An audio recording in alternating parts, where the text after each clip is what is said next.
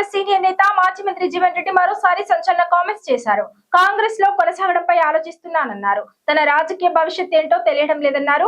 పార్టీలో ఇంకెంత కాలం అవమానాలు భరించాలని ప్రశ్నించారు.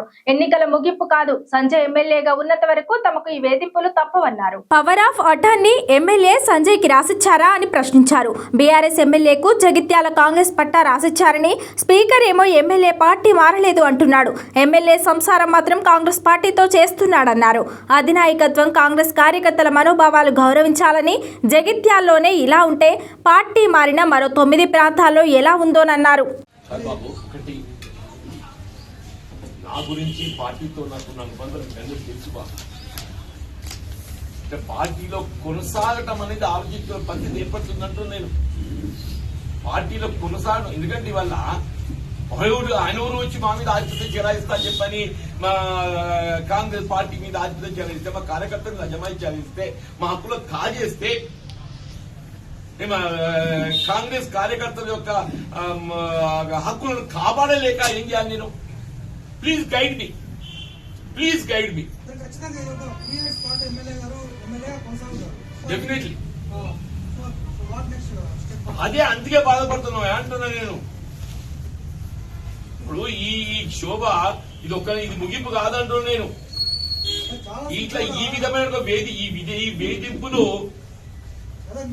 అదే ఈ వేధింపులు సహిస్తూ ఎంతగా కొనసాగగలుగుతామా? నాకు నేను ఏదైతుందో, నా మనోవేదన ఏదైతుందో ఎక్స్ప్లెయిన్ చేస్తున్నా సార్. కెన్ ఐ కంటిన్యూ ఈ వేధింపులు భరించగలుగుతానా? ఎంతకాలం భరించగలుగుతా? దీని పరిష్కారం ఏంటి అనే నాకు నేను ఊహించలేకపోతూ ఎందుకు మా ఆత్మరాజ్యం దెబ్బతీస్తావు? ఎందుకు మా గోస పెడతావు? ఎందుకు మాతో చెలగాలాట ఆడుతున్నావు? It's a privilege right, it's a constitutional right. మరి రాజ్యాంగ నిర్వచనం ఉన్నదా? ఒక రాజకీయ పార్టీకి వెళ్ళి ఎంపికై ఆ పార్టీలో కొనసాగుతూ ఇంకో రాజకీయ పార్టీతోని మరి దాన్ని ఏమో నాకు తెస్తలేదా? వాళ్ళు అంత పెద్ద వ్యవహారాలను జోక్యం చేసుకుని నువ్వు ఆధిపత్యం చేయాలని చూస్తే అది ఏమన్నట్టు? What it is? అట్లయినా నా రాజ్యాంగం నిర్వచించిందా? మరి అటువంటి ఆర్టికల్ జోడిస్తారా దానికి?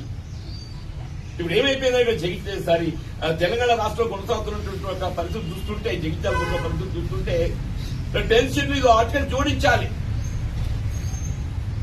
నువ్వు హౌస్ లో ఓటు వేయడానికి మాత్రమే నీవు ఏ పార్టీ ఎంపికపడో ఆ పార్టీ. నువ్వు బయట ప్రపంచం లోపల నువ్వు ఏ పార్టీతో అంటగాగచ్చు, నువ్వు ఏ పార్టీతో అంటగాగచ్చు. అటువంటి ఏదైనా నిర్వచనం అందులో ఆర్టికల్ జోడించాలనిపిస్తుంది నాకు.